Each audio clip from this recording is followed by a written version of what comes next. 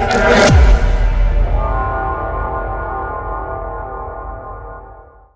Evening everyone, स्वागत है आपका हमारे YouTube channel vet edu TV पर। पिछले वीडियो में अपन फर्स्ट ईयर के सब्जेक्ट वेटनरी एनाटॉमी के रिगार्डिंग्स सारी चीज़ें डिस्कस की थी। उसका कोर्स, क्रेडिट आवर, क्या क्या सिलेबस है, किस हिसाब से उसके पेपर का डिसीजंस होते हैं। आज अपन इस वीडियो में वेटनरी के second subject, first year veterinary के second subject LPM, live stock production and management, इसके बारे में कोर्स क्या है, इसका क्रेडिट आवर क्या है और पेपर का सब डिविजन्स कैसे होते हैं, इसके बारे में चर्चा करेंगे। चलिए शुरू करते हैं। जय श्री राम। जैसे अपन ने वेटनरी एनाटॉमी पढ़ा था। वेटनरी एनाटॉमी में 8 यूनिट्स थी, थ्योरी और प्रैक्टिकल अलग अलग। इस हिसाब से ही LPM है। LPM में 9 यूनिट थ्योरी में है और 8 यूनिट प्रैक्टिकल्स में होती है। तो फर्स्ट वन है theory 1, unit 1, general live stock management.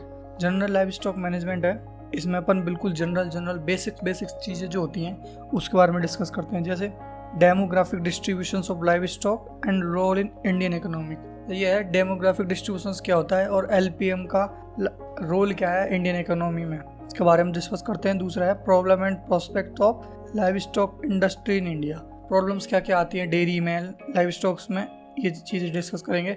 और थर्ड वन सबसे इंपॉर्टेंट है, LPM का बेसिक्स है, नींव है LPM की, वो है कॉमन एनिमल हस्बेंड्री टर्म्स। ये हर पेपर में पूछी जाती है, यूनिवर्सिटी हुआ, मिड टर्म हुए, सारी जगह कॉमन एनिमल हस्बेंड्री टर्म्स हैं, ये पूछी जाती हैं। जैसे कि एक्ट ऑफ मैचुरेशन किस में क्या बोलते हैं, एक्ट ऑफ पार्चुरेशन किस में क्या होता है, ग्रुप ऑफ एनिमल्स किसको क्या बोलते हैं, कुछ जीनस कौन सा है, स्पीसीज कौन सी है, ये सारी चीज़। गेस्टेशन पीरियड क्या होता है, गेस्टेशन पीरियड कितने दिनों का होता है, ये बहुत इंपॉर्टेंट क्वेश्चंस होते हैं जो पूरी LPM को कवर करते हैं। तो ये वाली चीज़ सबसे अच्छी है, कॉमन एनिमल हस्बेंड्री टर्म्स। फिर फोर्थ वन है बॉडी कन्फर्मेशन आइडेंटिफिकेशन। तो बॉडी कन्फर्मेशन और आइडेंटिफिकेशन है, इससे अपन बॉडी कन्फर्मेशन से तो ये है कि एनिमल में कौन से बॉडी पार्ट्स को क्या बोलते हैं और उससे अपन आइडेंटिफिकेशन कैसे कर सकते हैं। जैसे आइडेंटिफिकेशन के बहुत सारे मेथड होते हैं, अपन धीरे धीरे वीडियो जो भी रिगार्डिंग आता जाएगा उसके बारे में चर्चा करेंगे। जैसे ईयर टैटूइंग होता है, ईयर टैगिंग होता है और सारी चीज़ होती है, माइक्रोचिप होता है, ब्रांडिंग होता है, ये सारी चीज़ों के बारे में अपन धीरे धीरे जैसे अपने वीडियो आते जाएंगे उसके बारे में डिस्कस करेंगे। फिफ्थ वन है ट्रांसपोर्ट ऑफ लाइव स्टॉक और जू एनिमल। अब ये सारी चीज़ें हो गई, तो ट्रांसपोर्ट कैसे करते हैं लाइव स्टॉक में, जो एनिमल्स है उसको जू में कैसे ट्रांसपोर्ट करते हैं, ट्रांसपोर्ट के मीडियम क्या हैं, बाई रोड लेके जाते हैं, बाई ट्रेन लेके जाते हैं, बाई एरोप्लेन लेके जाते हैं, ये सारी चीज़ें हैं। फिर है common farm management practices. Common farm management practice है, इसका मतलब है कि आप फार्म में क्या क्या, मतलब पूरे पर्टिकुलर एक डे में क्या क्या आप पूरा सीक्वेंस क्या करते हो, पूरा सीक्वेंस क्या, कौन कौन से प्रोग्राम आप इसमें चलाते हो। मतलब आपका कोई डेयरी फार्म है तो उसमें आप पूरे दिन में क्या क्या चीज़ें करते हो, वो कॉमन फार्म मैनेजमेंट होता है। जैसे डिसइंफेक्शंस हो गया, आइसोलेशन, क्वारंटीन, डिस्पोजल ऑफ कार्कसेस, और सारी चीज़ें भी है, डी हॉर्निंग हो गया, डिसबडिंग हो गया, और बहुत सारी चीज़ें पढ़ेंगे अपन धीरे धीरे जैसे अपना वीडियो आता जाएगा। फिर है next one introduction to matter of drug administration. Introduction है ड्रग एडमिनिस्ट्रेशन का, मतलब ये है कि अपन कोई एनिमल को जब डिजीज़ हो जाती है तो अपन उसको किस हिसाब से, किस तरीके से उसको ड्रग देंगे, मेडिसिन देंगे। वो अलग अलग एक तरह के रूट होता है, जैसे फीको ओरल रूट है, और पर रेक्टम है, पर नोज़ है, पर ईयर है, और होते हैं स्किन है, मतलब जिस हिसाब से अपन दे सकते हैं, डिपिंग है, ये सारी चीज़ें हैं। तो उसके बारे में अपन इस एक्सरसाइज में डिस्कस करेंगे। फिर नेक्स्ट वन है common vices of animal. Vices है common vices of animals. Vices का मतलब होता है बैड हैबिट्स, जो जनरली मतलब नॉर्मली तो एनिमल के अंदर नहीं होती, लेकिन कोई माल फंक्शनिंग हो गई या फिर कुछ और मिसबिहेवियर हो गया, कई बार फर्स्ट पार्चुरेशन होता है उस टाइम पे, तो बैड हैबिट्स आ जाती है एनिमल्स के अंदर, उसका डिस्कस करेंगे। जैसे कैटल, बफेलो, शीप, गोट, इन सब के अंदर। नेक्स्ट वन है live stock production systems. Live stocks production में कितने तरह के सिस्टम्स होते हैं उसके बारे में अपन यूनिट 1 के इसी डिस्कस करेंगे। फिर है animal holding and land holding patterns at different agroclimatic Jones. Different agroclimatic Jones हैं, उनमें कैसे कैसा लैंड होल्डिंग है, लैंड की क्या वो है, ह्यूमिडिटी कितनी है, वो सारी चीज़ें डिस्कस करेंगे। नेक्स्ट वन है organic live stock production. Organic live stock production, जैसे आजकल ऑर्गेनिक का डिमांड भी है, तो इसमें यही दिखाया जाता है ऑर्गेनिक लाइव स्टॉक प्रोडक्शन से अपन कैसे इकोनॉमी को बैलेंस कर सकते हैं। ऑर्गेनिक लाइव स्टॉक प्रोडक्शन में क्या करते हैं कि ऑर्गेनिक चीज़ें जैसे कंपोस्ट हो गया, वर्मी कंपोस्ट है, इनका यूज़ करते हैं, और जो नेचुरल बाद में जो अपने पेस्टिसाइड्स होते हैं, केमिकल्स होते हैं, उनसे फ्री कर उन मतलब उनको फ्री करके रहते हैं अपन, वो इनसे फ्री होते हैं। नेक्स्ट वन है अपना BCS for body parts of life stock. BCS का मतलब होता है body condition scoring. Body condition scoring है, इसका पर्पज़ क्या है? इसका पर्पज़ है कि अपन एनिमल को देख के उसकी बॉडी की कंडीशन कैसी है उसके हिसाब से उसको स्कोर कर सकते हैं। जैसे कैटल बफेलो ये होती हैं, तो इनके अंदर डिफरेंट टाइप के स्कोर होते हैं, जैसे 1 to 9 देते हैं, कौन वेरी थिन है, कौन वेरी फैट है, एवरेज है। उस हिसाब से अपन इसके बारे में सारी चीज़ें जजिंग एंड BCS के इसमें डिस्कस करते हैं। फिर है preparation for animal of show. ये वाला है, इसमें आपको अपने पर्टिकुलर जो एनिमल है उसको शो पे लेके जाना है। तो शो पे ले जाने के लिए आपको क्या क्या प्रिपरेशंस करनी पड़ेंगी, क्या क्या प्रिपरेशन करनी है, ब्रशिंग करनी है, और उसको पर्टिकुलर बात कराना है, बात का क्या टाइम होता है, और मतलब जो सारी चीज़ें हैं वो इसके अंदर पढ़ते हैं कि क्या क्या प्रिपरेशंस कर सकते हैं जिससे अपन जो अपना एनिमल है ना उसको मतलब अच्छे ढंग से शो के लिए रेडी कर सकें। फिर है कलिंग ऑफ एनिमल। कलिंग का मतलब होता है सेपरेशन। जो अनडिज़ायरेबल होता है ना जो एनिमल, अनडिज़ायरेबल एनिमल को सेपरेट करना है फ्रॉम ग्रुप, हर्ड बोलते हैं जिसको, उससे, तो उसको कलिंग के मेथड हैं। जैसे कलिंग किस हिसाब से की जा सकती है, प्रोडक्टिविटी नहीं दिखा रहा तो प्रोडक्टिविटी के हिसाब से, हेल्थ नहीं उसकी सही ढंग से तो हेल्थ के हिसाब से अपन उसको कलिंग कर देते हैं उसके सब उससे। फिर लास्ट वन है selection and purchase of life stock. अब आपको इस वाले एक्सरसाइज में ऐसे है जैसे सिलेक्शन करना है आपको कि आपको कोई भी जो एनिमल है आपको परचेज करना है या सेल करना है, तो आपको सिलेक्ट करना तो आना चाहिए ना कि कौन कौन से कैरेक्टर होते हैं जिसके बेसिस पे आप एक अच्छे एनिमल को सेल कर पाओ। कि आप कैरेक्टर ही नहीं पता है और किसी ने बोल दिया कि ये ऐसा एनिमल है, उसको उठा के लेके आ गए। आपको मतलब जनरली क्या साइंस के हिसाब से तो आपको कैरेक्टर पता होना चाहिए ना, वेटनरी के रिगार्डिंग क्या क्या कैरेक्टर होते हैं, हिप्पोबोन कितनी पार्श्वनालिटी होनी चाहिए, अडर कैसे होने चाहिए, और बाकी की सारी चीज़ें हैं। जजिंग बोल सकते हो आप इसको, तो ये जजिंग वाली चीज़ जो है इसमें आ जाएगी ये। तो ये हो गया अपना यूनिट 1। नेक्स्ट वन है अपनी यूनिट 2। यूनिट 2 है fodder production and conservation. Fodder production conservation. Fodder production का मतलब है आप पर्टिकुलर एनिमल को क्या फीड देते हो, फीड क्या देते हो, रफेज देते हो, कंसनट्रेट देते हो। जैसे जैसे अपना वीडियो आता जाएगा धीरे धीरे पर्टिकुलर हर एक चीज़ का, तो रफेज क्या होता है, कंसनट्रेट क्या होता है, हे क्या होता है, साइलेज क्या है, ये सारी चीज़ों के बारे में डिस्कस करेंगे। तो यूनिट 2 है, इसमें फर्स्ट एक्सरसाइज है importance of grassland and fodder in life stock production. मतलब ग्रासलैंड में फीड की क्या इंपॉर्टेंस है वो पढ़ेंगे फर्स्ट एक्सरसाइज में। सेकंड वन है agronomical practices for food production. Agronomical production है, एग्रोनॉमिकल प्रैक्टिसेस है, तो उसमें अपन क्या क्या पढ़ेंगे। एग्रोनॉमिकल मतलब है एग्रीकल्चर के हिसाब से देखें तो फॉर्डर प्रोडक्शन का क्या क्या हुआ है, जैसे इम्पोर्टेंट अब लेग्यूमिनस कौन सी होती है, नॉन लेग्यूमिनस क्या होती है, उनका सोइंग टाइम क्या होता है, ये सारी चीज़ों के बारे में अपन इसमें डिस्कस करेंगे। नेक्स्ट वन फिर ये है soil and water conservation and drainage of water of food production.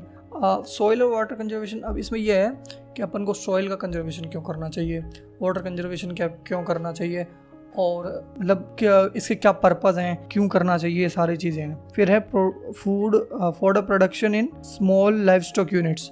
ये है fodder production for life stock units. Fodder production क्या क्या, तो स्मॉल यूनिट्स होती हैं, उसके अंदर क्या क्या स्मॉल क्वांटिटीज़ होती हैं, उसके बारे में डिस्कस करेंगे। फिर है structure of storage and feed fodder. इसमें यह है कि आपको कोई अपना फीड है जो एनिमल्स को आपको देना है, तो उसको आप स्टोरेज भी तो करोगे ना कहीं, तो वो स्टोरेज के लिए आपको कैसा स्ट्रक्चर होता है, और स्टोरेज के लिए फीड फॉर्डर के लिए कैसा स्ट्रक्चर होता है, और उसकी क्या क्या रिक्वायरमेंट्स होती है, वो इसमें अपन डिस्कस करेंगे। फिर scarcity fodder and preservation of green fodder. Scarcity fodder का मतलब है कि विपत्ति के टाइम पे जिस टाइम सूखा पड़ जाता है, या फिर और सारी चीज़ ऐसी होती है कि फीड फॉर्डर आपको मार्केट में अवेलेबल नहीं है, या फिर बहुत हाई कॉस्ट में है, अवेलेबल भी है तो बहुत हाई कॉस्ट में है, तो नॉर्मल जो किसान भाई हैं वो कहाँ से वो कर पाएंगे उसको, तो उस चक्कर में तो आपको स्कैरसिटी फॉर्डर को है ना आपको प्रिजर्व करना आना चाहिए। तो उसको प्रिजर्व कैसे करते हैं, तो ये सारी चीज़ें इसमें अपन डिस्कस करेंगे। फिर है recycling of animal washing and wastage in fodder production. Recycling क्या क्या है, वॉशिंग्स के जो भी हैं वो अपन पढ़ेंगे। और फिर वेस्टेज इन फॉर्डर प्रोडक्शन। अब जो नॉर्मल है कि हे का क्या वेस्टेज बनता है, और नॉर्मल जो भी अपन और सारी चीज़ें होगी कि ये जितना भी है और जो भी फीड फॉर्डर है उसका क्या वेस्ट बनता है, मतलब जो प्रोडक्ट और बाई प्रोडक्ट है वो तो यूज़ कर लेते हैं अपन, बाकी जो वेस्ट चीज़ें होती हैं जैसे तूड़ी हो गया, तो अपन उसको बाद में भी काम ले सकते हैं, और सारी चीज़ें हैं तो अपन ये डिस्कस करेंगे। एंड लास्ट वन है यूज़ ऑफ रिसाइकल वेस्ट, और जो अपन ने वेस्ट था उसको अपन बार बार यूज़ कैसे कर सकते हैं। तो ये हो गया अपनी second unit, fodder production and conservation. Next one है अपनी unit third, live stock production management. ये काफ़ी इंपॉर्टेंट यूनिट है क्योंकि इसमें काफ़ी अच्छे बेसिक्स हैं, काफ़ी अच्छे क्वेश्चंस बनते हैं। तो इसमें लाइव स्टॉक प्रोडक्शन मैनेजमेंट में फर्स्ट एक्सरसाइज है हाउसिंग सिस्टम। हाउसिंग सिस्टम है तो इसमें हाउसिंग कितने टाइप की होती है, हाउसिंग क्यों ज़रूरी होती है, हाउसिंग के लिए क्या क्या रिक्वायरमेंट होती है, लेआउट और डिज़ाइन क्या होना चाहिए, कितनी विड्थ होनी चाहिए, कितनी हाइट होनी चाहिए, कितनी लेंथ होनी चाहिए, और एक पर्टिकुलर स्पेस में आप कितने एनिमल को रख सकते हो, ये सारी चीज़ें अपन सब पढ़ेंगे। और आपको ये भी होना चाहिए सिलेक्शन साइट आप कहाँ से सेलेक्ट कर रहे हो, कौन सी सिलेक्शन साइट जो आपको हाउसिंग के लिए बनानी है एनिमल के लिए, वो कौन सी सिलेक्शन जो साइट है उसको सेलेक्ट कर रहे हो। नेक्स्ट वन एक्सरसाइज है general principle affecting design and construction of building for housing. ये इसी का ही पार्ट मान सकते हो कि कौन कौन से फैक्टर अफेक्ट करते हैं आपको हाउसिंग के टाइम पे। कि हाउसिंग में ये हो सकता है कि आपको टेम्परेचर पे डिपेंड होना पड़े, कि बिल्डिंग की शिफ्ट किस हिसाब से होती है, लॉन्गिट्यूडनल एक्सेस के हिसाब से डायरेक्शंस कौन सी रखनी है आपको, नॉर्थ साउथ कब रखनी है, ईस्ट टू वेस्ट कब रखनी है, ये सारी चीज़ें इसमें डिस्कस करेंगे। फिर है arrangement of the building with special reference to Indian condition. अब बिल्डिंग को आप जो हाउसिंग सिस्टम है उसकी जो बिल्डिंग है उसको स्पेशल रेफरेंस है इंडियन कंडीशंस में कैसे रख सकते हो, वो है। नेक्स्ट वन है utilisation of local materials, building material for construction, wall, roof, floor and character demerits वगैरह।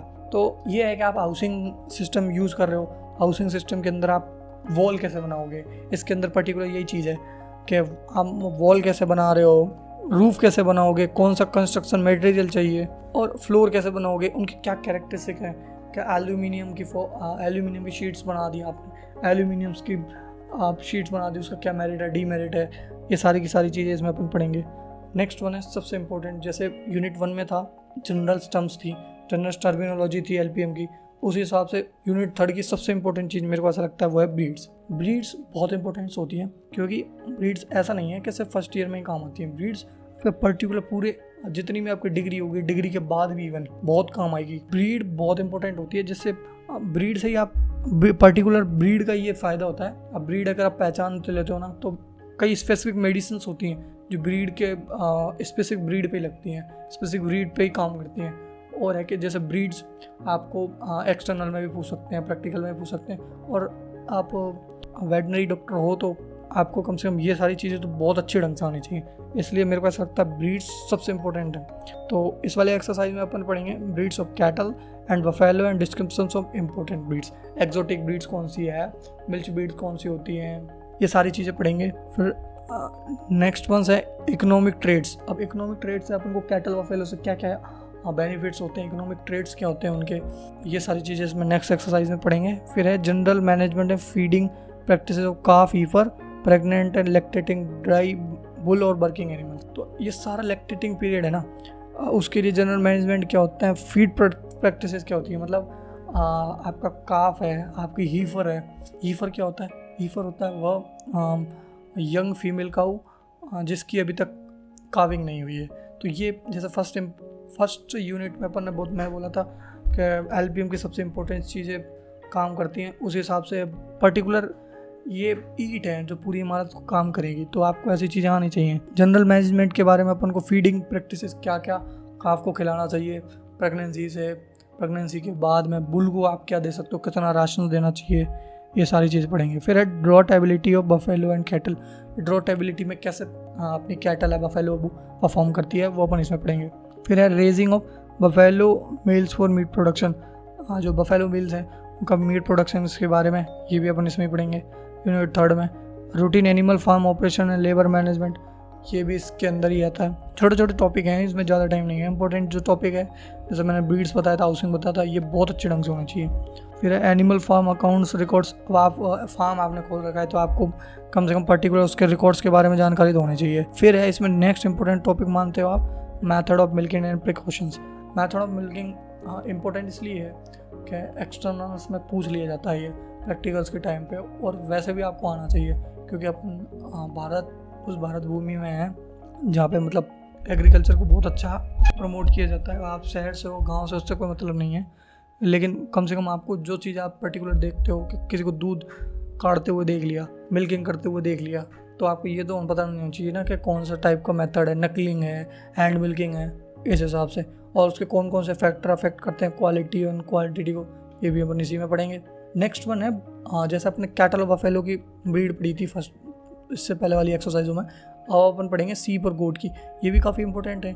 ब्रीड्स तो सारी एलपी में जितनी भी हैं, कैटल, बफेलो, शीप, गोट, स्वाइन, इक्वाइन, याक, मिथुन, रैबिट, ये सारी चीज़ें आपको आनी चाहिए, बहुत इंपॉर्टेंट चीज़ें हैं ये। नेक्स्ट वन है जनरल मैनेजमेंट है feeding practice during stage of growth production. Milk के लिए अपन को कैसे किस हिसाब से उसको फीड कराना चाहिए उसका पढ़ेंगे अपन। फिर इसमें है breeding schedule and management of ram and buck. Breeding schedule क्या क्या होना चाहिए। अब सबसे पहले आपको रैम पता होना चाहिए। रैम क्या चीज़ होती है, सबसे पहले तो आपको रैम पता होना चाहिए। रैम क्या होता है, तो रैम होता है एडल्ट जो अपनी शीप होती है ना, adult sheep, adult mail sheep, उसको बोलते हैं रैम, और ई बोलते हैं एडल्ट फीमेल शीप को, और बक है एडल्ट मेल गोट।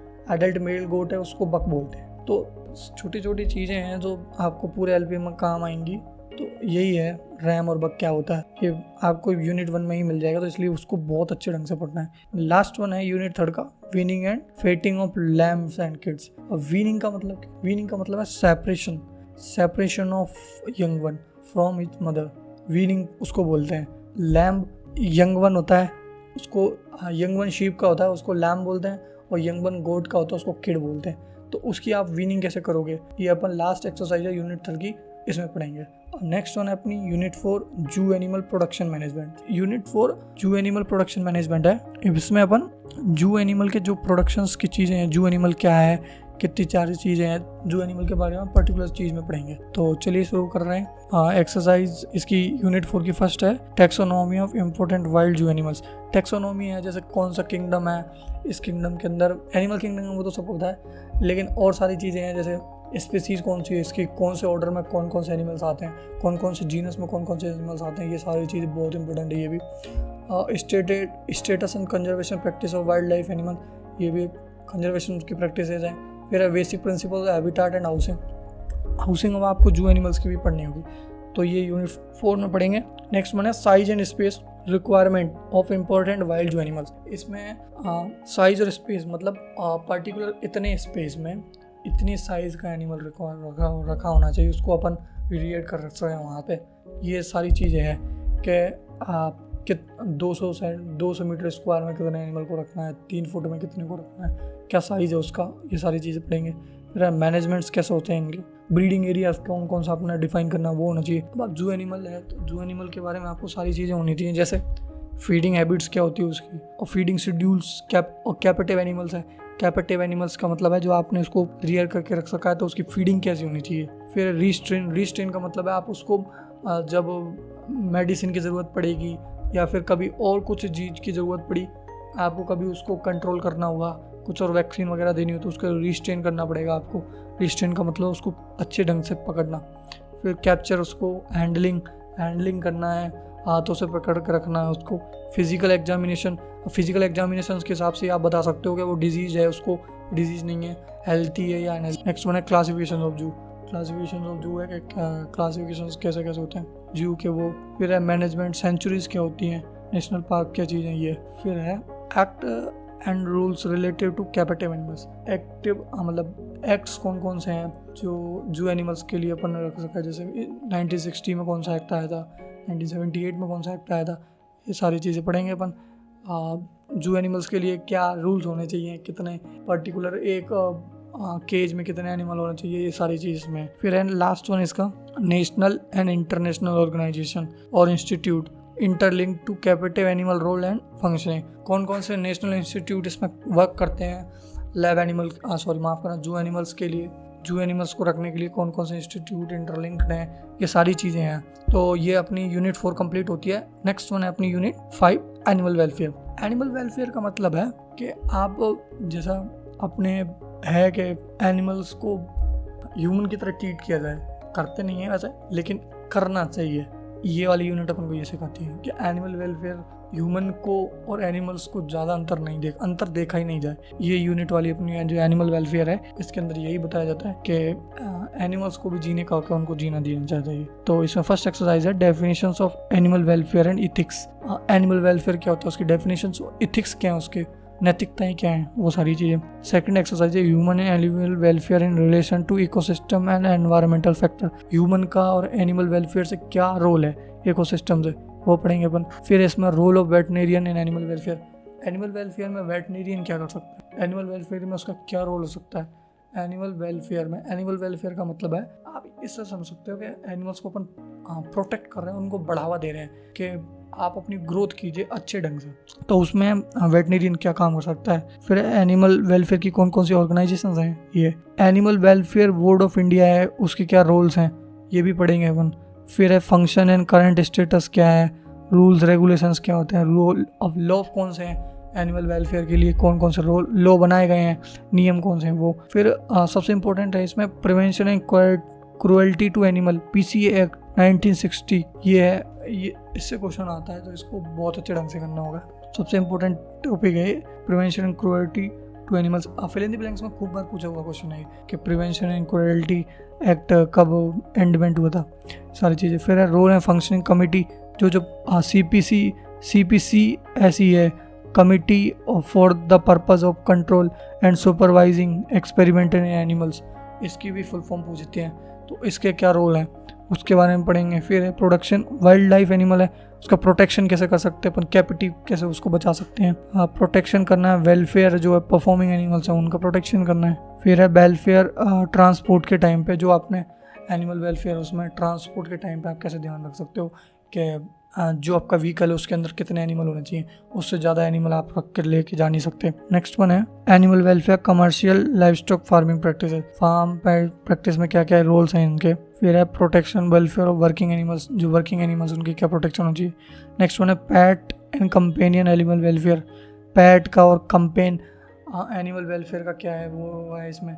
फिर है एनिमल वेलफेयर नेचुरल क्लाइमेटिक्स में कैसे क्या है, और डिज़ास्टर के टाइम पे उसको कैसे बचाना है, उसका मैनेजमेंट कैसे करना है, ये सारी चीज़ें इंपॉर्टेंट होती हैं, ये वाली इसमें अपन पढ़ेंगे। नेक्स्ट वन है लीगल ड्यूटी, वेटनेरियन की लीगल ड्यूटी क्या है, और वेटनेरियन क्यों, हर एक ह्यूमन की लीगल ड्यूटी क्या होनी चाहिए, यही होनी चाहिए कि आप एनिमल को ह्यूमन की तरह ये भी ट्रीट करो, उसको और ट्रीट करना, उसको ज़बरदस्ती प्रताड़ित ना करो, ये है। इसमें लीगल ड्यूटी, वेटनेरियन की क्या लीगल ड्यूटी है कि आप उसको पर्टिकुलर वैक्सीनाइज करो, मेडिसिन दो, ये सारी चीज़ें हैं।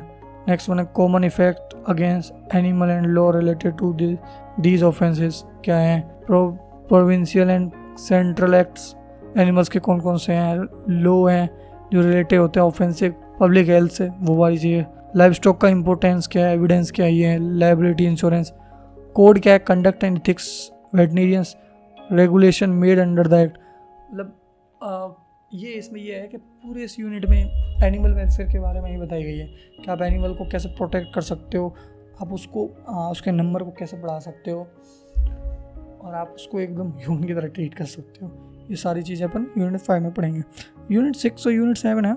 यूनिट 6 और यूनिट 7 में पोल्ट्री प्रोडक्शन, पोल्ट्री से रिलेटेड सारी चीज़ें हैं, पोल्ट्री की क्या टर्मिनोलॉजीज़ हैं, पोल्ट्री की सारी चीज़ें यूनिट 6 और यूनिट 7 में। तो जैसे यूनिट 6 है तो इसमें है पोल्ट्री प्रोडक्शन। अब इसमें जनरल चीज़ें हैं सारी, क्या मैं बताता हूँ आपको पोल्ट्री में जनरल चीज़ें हैं क्या।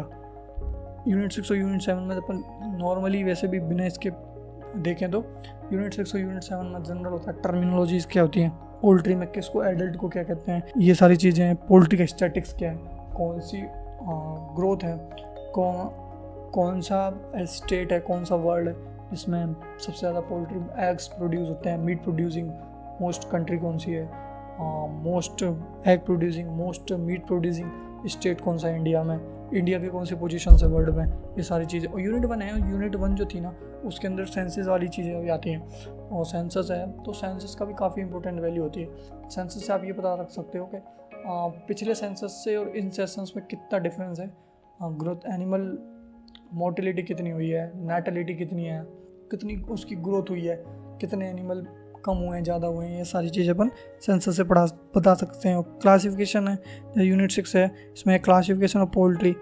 तो क्लासिफिकेशन ब्रीड्स कौन कौन सी होती हैं, वही सब जगह ब्रीड्स हैं।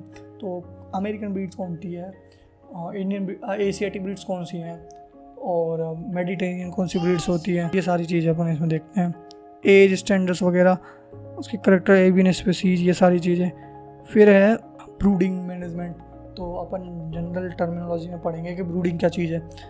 ब्रूडिंग है, ब्रूडिंग के इसके लिए जनरल मैनेजमेंट के होते हैं, ब्रूडर्स कितने टाइप के होते हैं, शेड्स कैसे बनाया जा सकता है, उनके इन्वायरमेंटल फैक्टर कौन कौन से हो सकते हैं। और पोल्ट्री में है फिर ये जनरल चीज़ें थी। फिर था पोल्ट्री में हाउसिंग। आप पर्टिकुलर एक पोल्ट्री फार्म खोल रहे हो तो उसके अंदर आपको ये नॉलेज होना चाहिए कि पोल्ट्री की हाउसिंग कैसे होनी चाहिए। सबसे इम्पोर्टेंट यही चीज़ है कि पोल्ट्री की आपको हाउसिंग का नॉलेज होना चाहिए, जिससे आप एनवायरमेंटल जो डिज़ास्टर्स हो सकते हैं, जैसे हाई टेम्परेचर हो गया, रेनी सीज़न हो गया, तो उसमें आप अपने पोल्ट्री बर्ड्स को कैसे बचाओगे, ये सारी चीज़ें। अब ये एक बात और बता देता हूँ, पोल्ट्री जनरल लोग समझते हैं कि पोल्ट्री का मतलब सिर्फ चिकन है, लेकिन ऐसा बिल्कुल नहीं है। सिर्फ चिकन नहीं होता है पोल्ट्री में। पोल्ट्री में चिकन के अलावा और सारी चीज़ें भी आती हैं, और सारे एनिमल्स भी और बर्ड्स भी आती हैं, जैसे क्वेल, गीज़, टर्की और जितने भी डिफरेंट बर्ड्स हैं वो आते हैं। लेकिन सिर्फ ऐसा नहीं है कि सिर्फ चिकन आती है। ये मिथ है कि पोल्ट्री के अंदर सिर्फ चिकन्स आती हैं।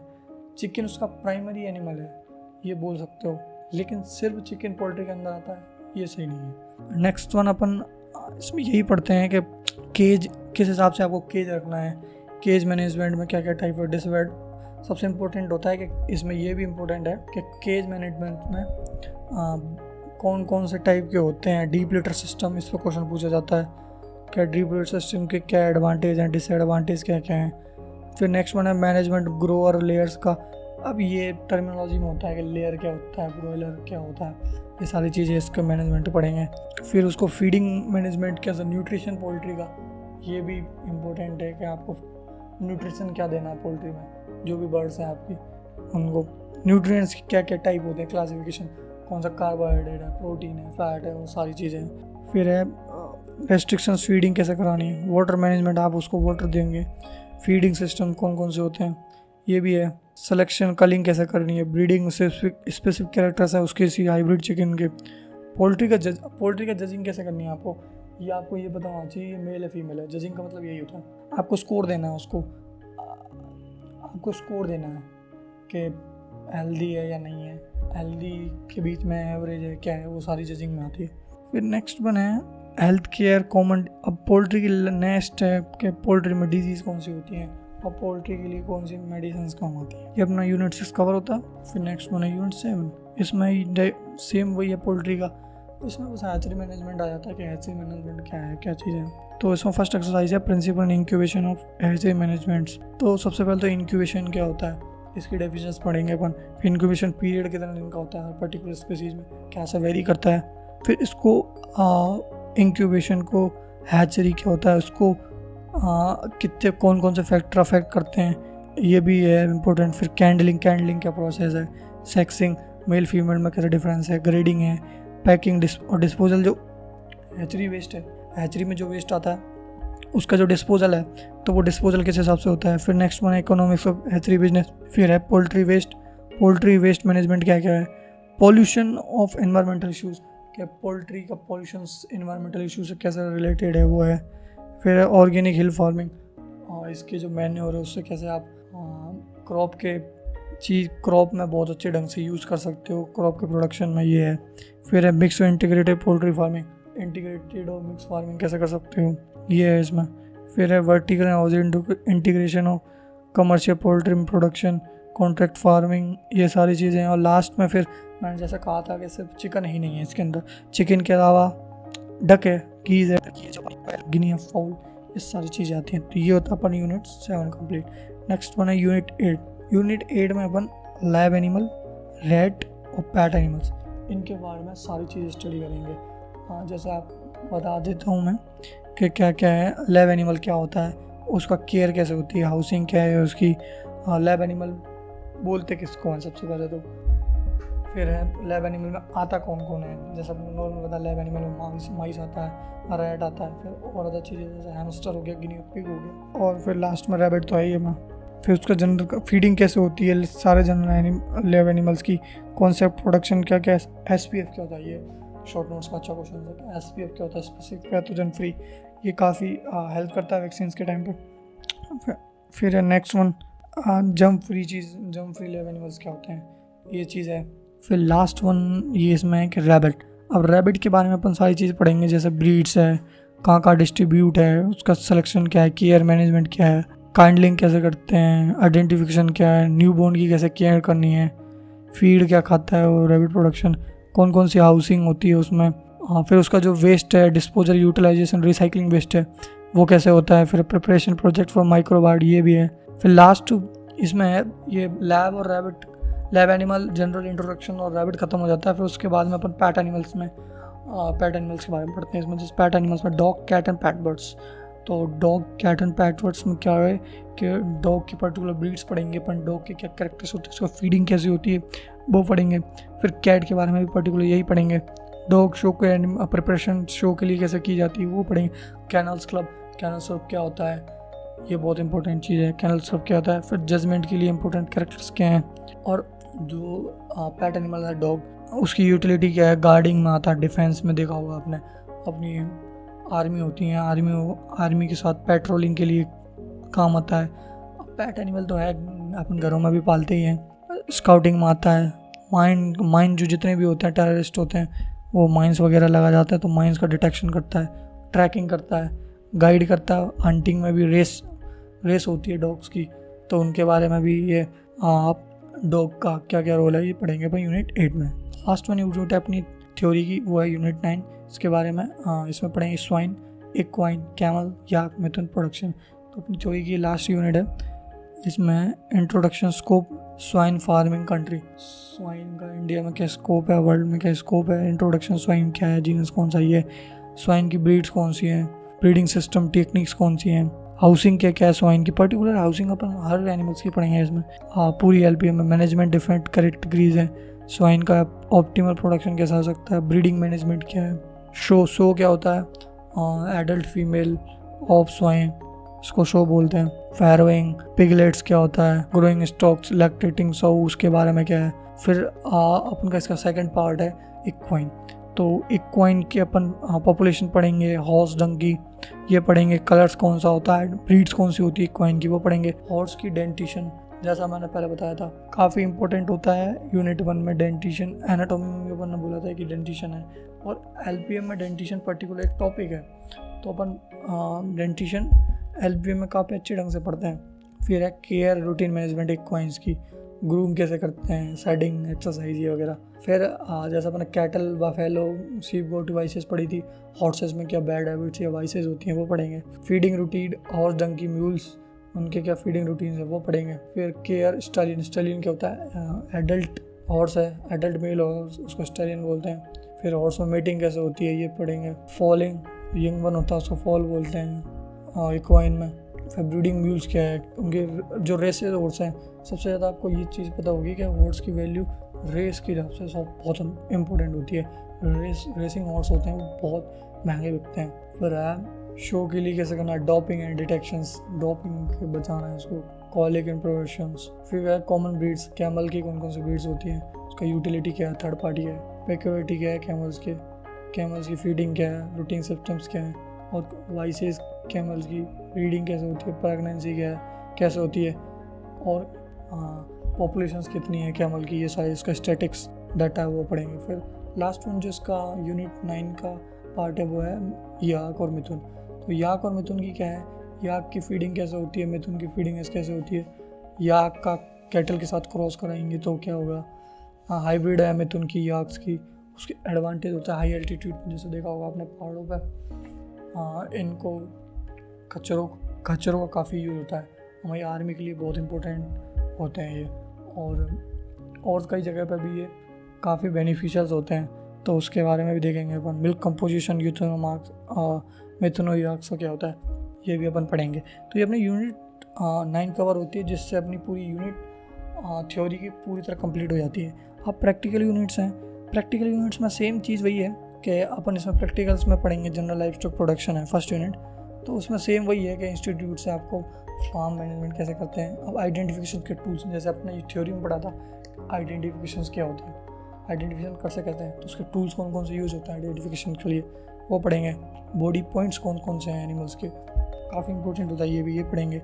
टैटूइंग वगैरह ये सारी चीज़ें इसमें आते हैं। रॉप और नॉट, अल्टर मेकिंग, रस्सी और ये अल्टर अपन कैसे करते हैं कास्टिंग के लिए वो पढ़ेंगे। जैसे मैंने बताया था आपको डेंटिंग और एजिंग LPM का सबसे काफ़ी अच्छा टॉपिक है, तो अपन वो थ्योरी प्रैक्टिकल दोनों हम कवर करेंगे। प्रोजेक्ट प्रपोजल है उसके लिए भी अपन यूनिट 1 में लास्ट एक्सरसाइज में पढ़ेंगे। यूनिट 2 है, सेम चीज़ें हैं उसमें, जैसा थ्योरी में है इसमें सारी चीज़ें सेम ही हैं। और इसमें एक नया टॉपिक है जैसे cost of calculation for the production. ये यूनिट्स थ्योरी से अलग है प्रैक्टिकल में, तो कॉस्ट क्या क्या आती है फॉर द प्रोडक्शंस के लिए, अपन को कैलकुलेशंस क्या है उसकी वो अपन इसमें पढ़ेंगे। फिर है लाइव स्टॉक का वेट का यूटिलाइजेशन, जैसे मैंने थ्योरी में पढ़ा था वही सारी चीज़ें हैं इसमें। लास्ट वन जैसा अपन ने यूनिट 3 में देखा था थ्योरी में रूमिनेंट्स के बारे में, तो इसमें भी हाउसिंग का सेम वही है। कैटल की ब्रीड्स आपको दिखाने को मिलेगी, थ्योरी में अपन पढ़ देंगे ये सब। प्रैक्टिकल में आपको जहाँ पे भी आप पढ़ाई कर रहे हो वहाँ पे आपके फार्म में आपको डिफरेंट ब्रीड्स दिखाई जाएंगी। उसके इसमें नया टॉपिक और है कि बॉडी वेट डिफरेंट मेजरमेंट्स हैं, बॉडी वेट कैसे कैसे नापेंगे अपन वो भी है। ब्रीडिंग में इसका हीट डिटेक्शंस के मेथड कौन कौन से हैं ये भी अपन इसमें देखेंगे। केयर मैनेजमेंट और सारी चीज़ें सेम वही हैं। जू एनिमल्स प्रोडक्शन है तो उसमें भी वही है कि आप हाउसिंग पढ़ोगे, स्टडी का फूड कैसा क्या है, हाइजीन प्रिपरेशंस कौन सी हैं, प्रिजर्वेशन में क्या काम आता है, शॉर्टेज, कैपिटिव एनिमल्स, फेमरलाइजेशन, ये सारी चीज़ें पढ़ेंगे। यूनिट 5 है पोल्ट्री प्रोडक्शन। यूनिट 5 और 6 में तो ऑलमोस्ट सारा सिमिलर ही है, इसमें कुछ अलग चेंज नहीं है। जैसे हाउसिंग वगैरह सारी चीज़ें पढ़ ली थी अपन में, इसमें भी कॉमन ब्रीड्स पढ़ेंगे प्रैक्टिकल में। मेल फीमेल में रिप्रोडक्टिव सिस्टम कैसा होता है उसके बारे में डिफरेंस लेंगे। इसमें थोड़ा ये अलग है कि एग की क्वालिटी है ये चेक करते हैं अपन। पोल्ट्री फीड में इंग्रेडिएंट्स क्या होते हैं, क्वालिटी वगैरह ये। और लास्ट इसमें होता है विंटर और रेनी सीजन में अपन को कैसे मैनेजमेंट करनी है फार्म पे, ये सारी चीज़ें यूनिट 5 में कवर करते हैं। यूनिट 6 है इंक्यूबेशन हैचरी मैनेजमेंट, तो इसमें हैचरी लेआउट का क्या है, लेआउट क्या होता है, प्रोजेक्ट रिपोर्ट कौन कौन सी देनी है अपने को, कमर्शियल प्रॉपर्टी फार्म्स क्या होते हैं, फॉर्म एवियन स्पीसीज़ को देखने के लिए आपकी विज़िट हुई है पोल्ट्री फार्म पे, ये भी इम्पोर्टेंट है।